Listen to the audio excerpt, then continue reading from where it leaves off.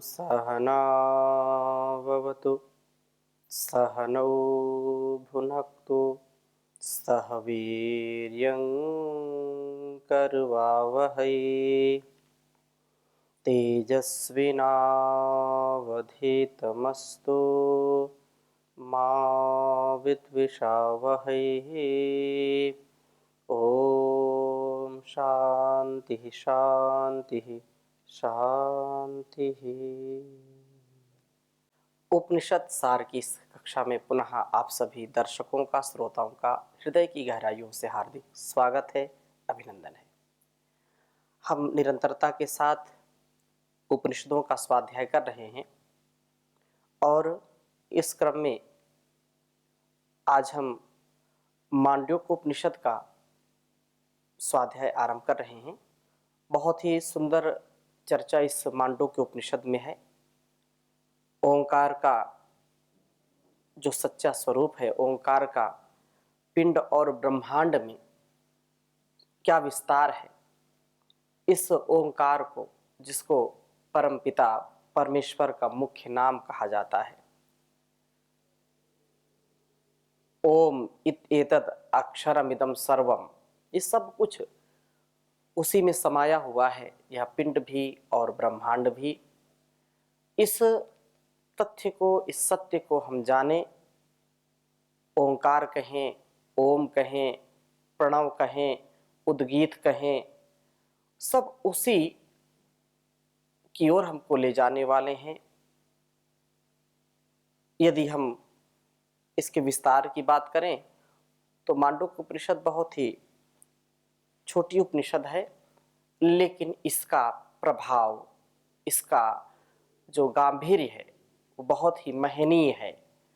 इसको हम समझते हैं, इसको हम जीवन में उतारते हैं तो हमारा जीवन कृत्य कृत्य हो जाता है, धन्य हो जाता है। और शब्द से अर्थ और अर्थ से परमार्थ, आत्म कल्याण से विश्व कल्याण की पावनी परंपरा, ऋषि परंपरा को हम निसंदेह आत्मसात करें, इसका आधान करें तो जीवन हमारा महान बनेगा। हम इस मांडूक्य उपनिषद का शुभारंभ कर रहे हैं। तो पहले ही श्रुति में, पहले ही उपदेश में कहा, ओम इत एतत् अक्षरमिदं सर्वं तस्योपाख्यानं भूतं भवत् भविष्यतीति सर्वमोंकारेव यच्चान्यत् त्रिकालातीतं तदप्योंकार एव।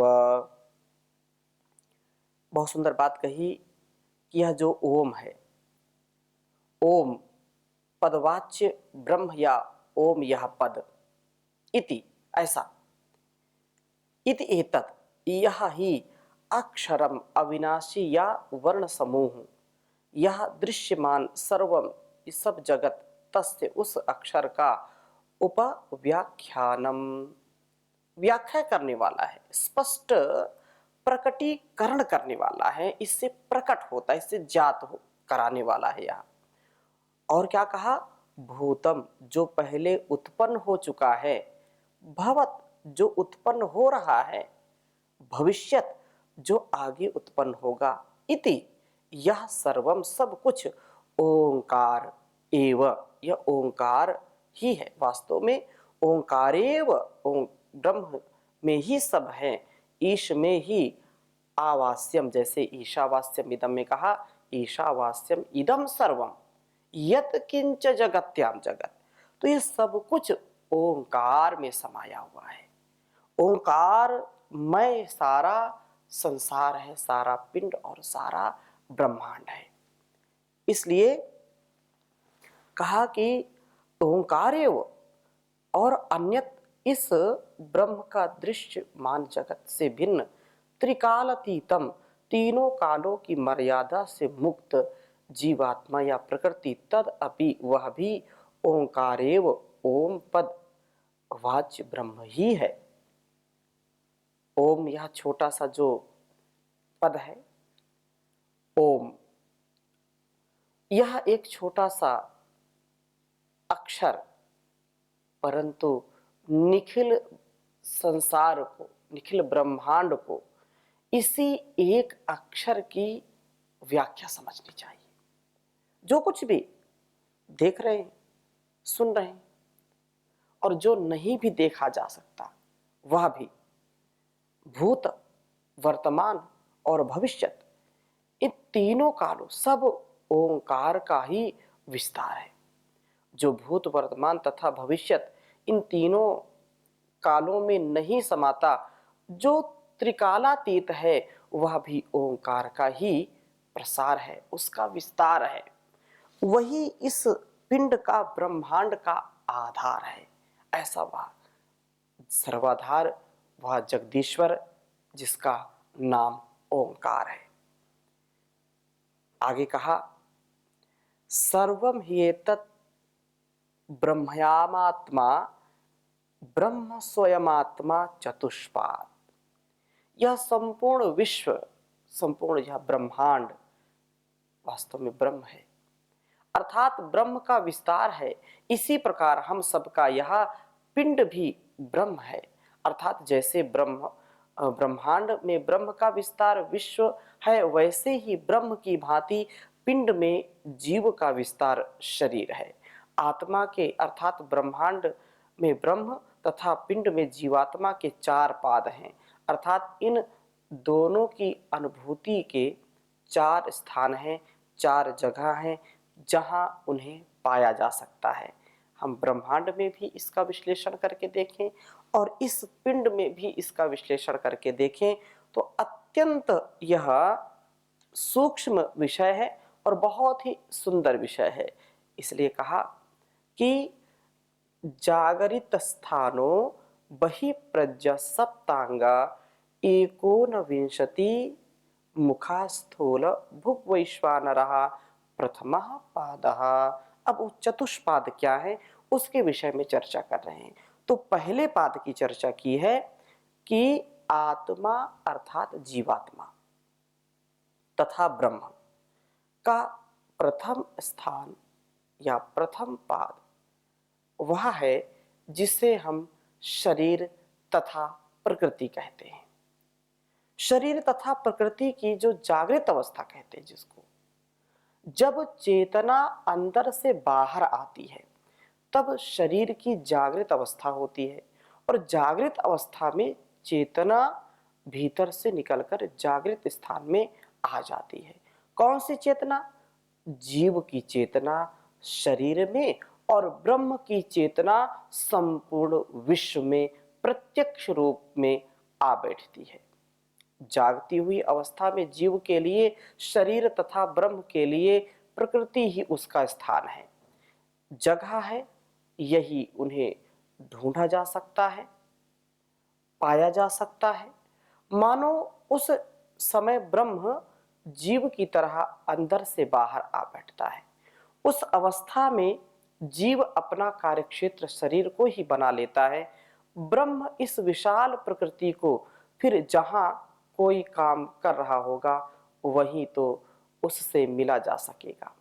शरीर में हम झट जीवात्मा को पालेंगे और प्रकृति में ब्रह्म को पालेंगे। शरीर जागृत अवस्था में तभी तो आता है जब जीवात्मा जागृत स्थान में आ बैठता है, तब शरीर की ओट हटा देने से ही जीवात्मा मानो नजर आता है। प्रकृति भी तो इस सुंदर रूप में तभी प्रकट होती है जब विश्वकर्मा के रूप में ब्रह्म हमारे सामने आ बैठता है। वह हमारे इतना निकट आ बैठता है कि प्रकृति की ओट हटाते ही वह मानो हमें दिखने लगता है। जैसे जीवात्मा जब जागृत स्थान में आ बैठता है तब वह वही प्रज्ञ होता है, अंदर की तरह नहीं, बाहर की तरफ उसका ध्यान होता है। वैसे ब्रह्म जब सृष्टि को रच करके उसमें मानो आ बैठता है तब उस अवस्था में वह वही प्रज्ञ है, ब्रह्म तत्वतः प्रज्ञा रूप है। यह हमको समझना चाहिए कि इस शरीर में जो भी क्रियाएं, जो भी इससे हम अनुष्ठान करते हैं, हमारी इंद्रियां जो कार्य कर रही हैं, हमारी ज्ञान इंद्रियां हों, कर्म इंद्रियां हों, जब तक इसमें आत्मा नहीं होगी, जब तक इसमें जीवात्मा का वास नहीं होगा, तब तक यह कार्य नहीं कर सकता है। कुछ भी इससे क्रियाएं नहीं हो सकती हैं, कुछ भी विचार नहीं हो सकता है। तो यह कैसे संभव होगा कि हम उस आत्मा को जानेंगे?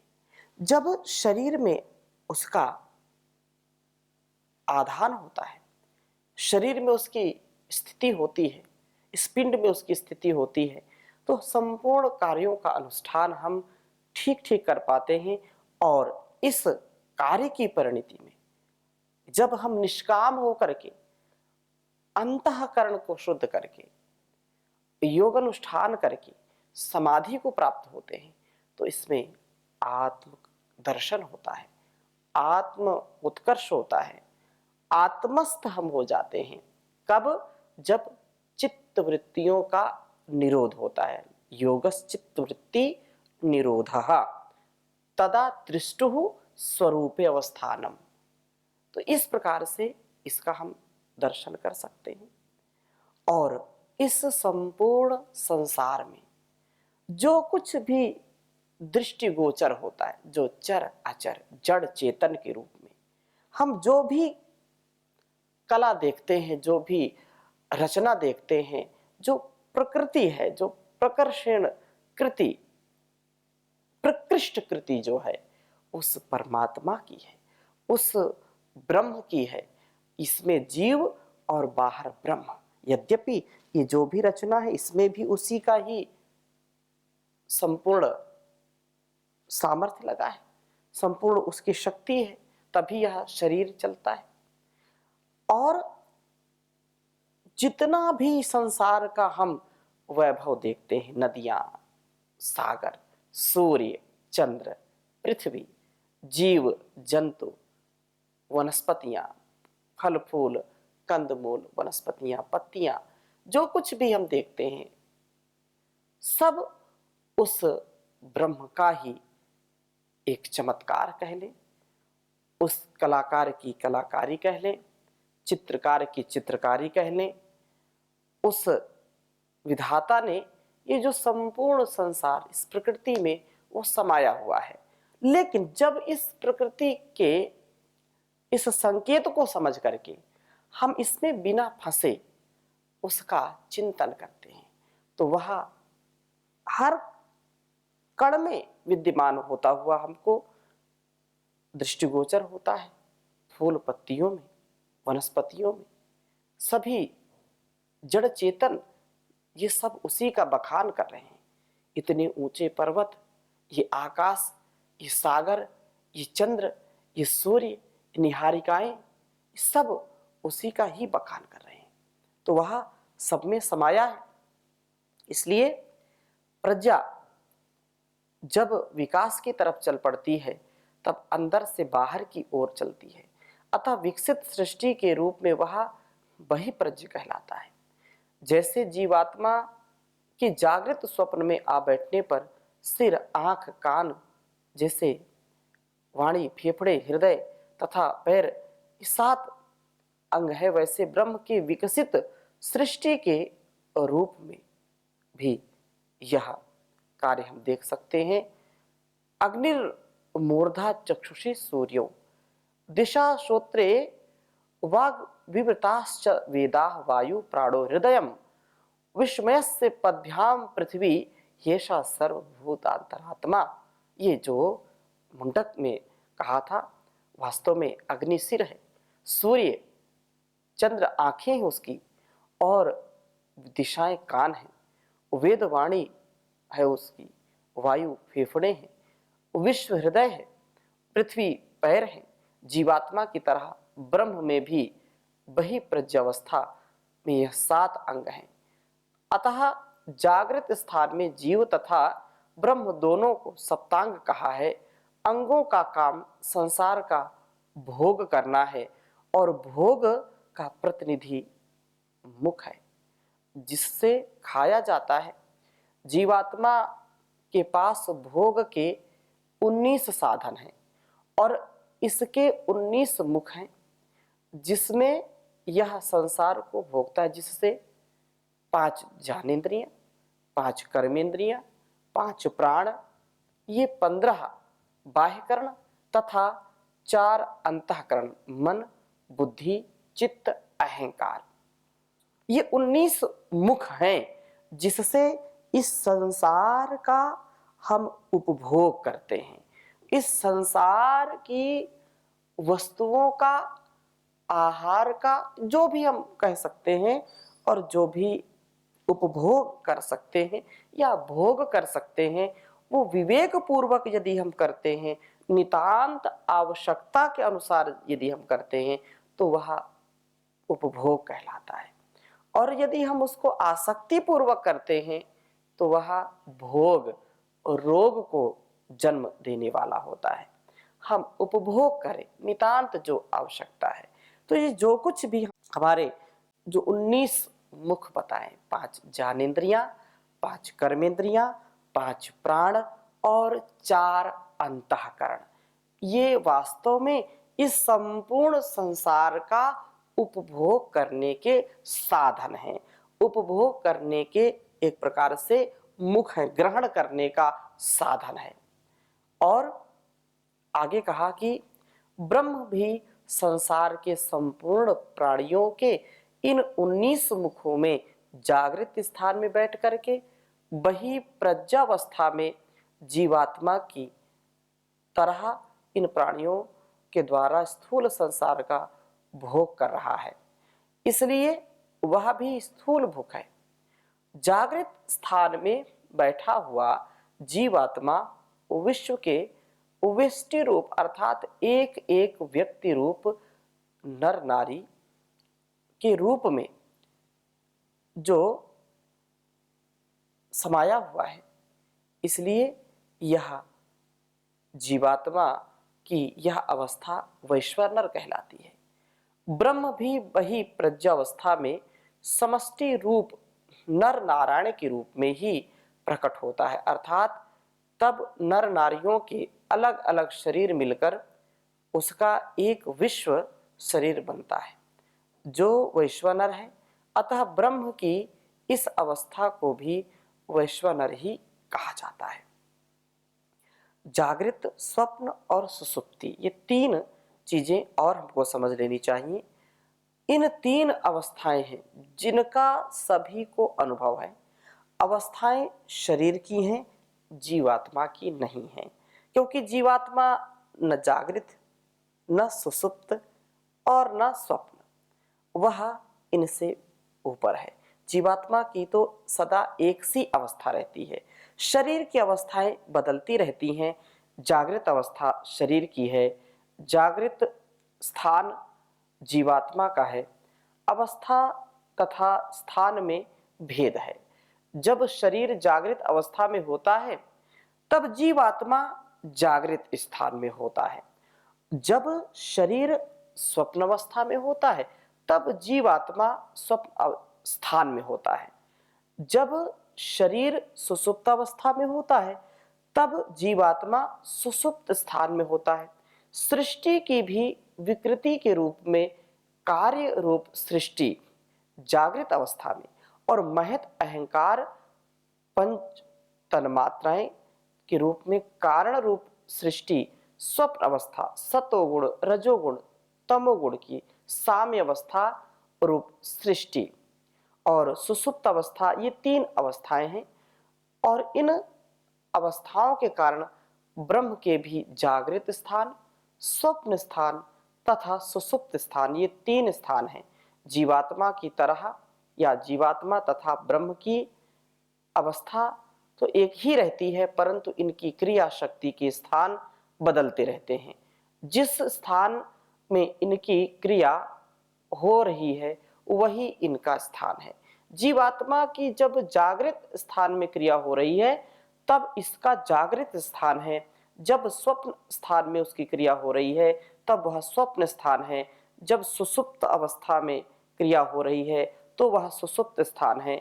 इसी प्रकार ब्रह्म की जब सृष्टि की रचना में क्रिया हो रही है तब उसका जागृत स्थान होगा और जब सृष्टि के निर्माण का आयोजन हो रहा है, प्लानिंग हो रही है, तब उसका स्वप्न अवस्था, और जब सृष्टि विलीन हो गई तब उसकी सुसुप्ति अवस्था आती है। इन तीनों स्थानों से निकल करके जीवात्मा जब ब्रह्म जब अपने स्वप्न में होते हैं तब वह तुरीय जान है या तुरीय स्थान कहलाता है। शरीर की जागृत, स्वप्न, सुषुप्त इन अवस्थाओं के कारणों जैसे जीवात्मा के 3 स्थानों में रहता है, और इन तीनों में से निकलकर जब जाने के बाद अपने शुद्ध चौथे स्थान में आ पहुंचता है, वैसे ही ब्रह्म प्रकृति की 3 अवस्थाओं के कारण जागृत, स्वप्न और सुषुप्त इन 3 स्थानों में रहता है। इन 3 स्थानों से निकल जाने के बाद अपने शुद्ध चौथे स्थान में आ पहुंचता है। ब्रह्म का 3 स्थानों का रूप सगुण है, चौथे स्थान का रूप निर्गुण है। सगुण रूप में जागृत स्थान के रूप का ध्यान सबसे आसान है, क्योंकि सृष्टि के अंदर वह कण-कण में विद्यमान है। सृष्टि के चमत्कार को देख करके ब्रह्म की महिमा का कौन वर्णन नहीं करेगा, सब करते हैं। परंतु जागृत स्थान में बहिप्रज्ञ, स्थूल भुक, सप्तांग, एकोनविंशति मुख, ब्रह्म का जो बखान उसके सिर्फ चतुर्थांश का एक पाद का वर्णन है। अपने आत्मा के संबंध में, क्योंकि सबको अपने भीतर प्रतिदिन जागृत, स्वप्न, सुषुप्त स्थानों का अनुभव होता है, अतः उस अनुभव के आधार पर ऋषि ने ब्रह्म ज्ञान का अनुभव जिज्ञासुओं को दिया है, जो कि बहुत ही महत्वपूर्ण है हम सबके लिए। ओंकार का यह जो संपूर्ण विस्तार है, आगे कहा है जो द्वितीय पाद की चर्चा, अभी तो एक पाद की चर्चा हुई, अब द्वितीय पाद की चर्चा। ये यद्यपि बहुत ही रहस्यमय गूढ़ ज्ञान है, लेकिन बहुत ही जब हम इस पर रुचि रखते हैं और इसको समझने का प्रयास करते हैं तो ये संपूर्ण हमारी ग्रंथियों को सुलझा देता है। हम थोड़ा समय निकाल करके जरूर इसका स्वाध्याय करें। द्वितीय पाद की चर्चा की है। स्वप्न स्थानोऽन्तः प्रज्ञा सप्तांगे को नविंशति मुखा प्रविविभुक तेजसो द्वितीयः पादः। ये जो बात कही कि संसार का जो विस्तार है, एक पाद में ही हमने देखा कितना विस्तार है, और यहां पर द्वितीय पाद की चर्चा है। स्वप्न स्थान निद्रा उपरति की अवस्था वाला, अंतः प्रज्ञा अंतर्मुख सप्तांग 7 अंगों वाला, एकोनविंशति मुखा 19 मुखों से भोगने वाला, और प्रविविक्त भुक विवेक पूर्वक विचिर पृथक भावे कुछ ही सूक्ष्म वासनामय ज्ञान का भोक्ता, तेजसहा तेज प्रधान। और यह इतना जो विस्तार है, यह द्वितीय पाद का विस्तार आरंभ है, ये द्वितीय पाद का ज्ञान है, स्थान क्षेत्र है। तो इसकी चर्चा हम अगली कक्षा में करेंगे। बहुत ही सुंदर चर्चा है, थोड़ा समझें और इसको जीवन में उतारने का प्रयत्न करें, उसके प्रति पूर्ण कृतज्ञ भाव से। यह पिंड और यह ब्रह्मांड पूरा उस ओंकार के चमत्कार से परिपूर्ण है। इन पादों को हम समझें, क्षेत्र समझें, स्थान समझें, तो बहुत ही जीवन हमारा सफल और सहज हो जाएगा। ओम शांति शांति शांति।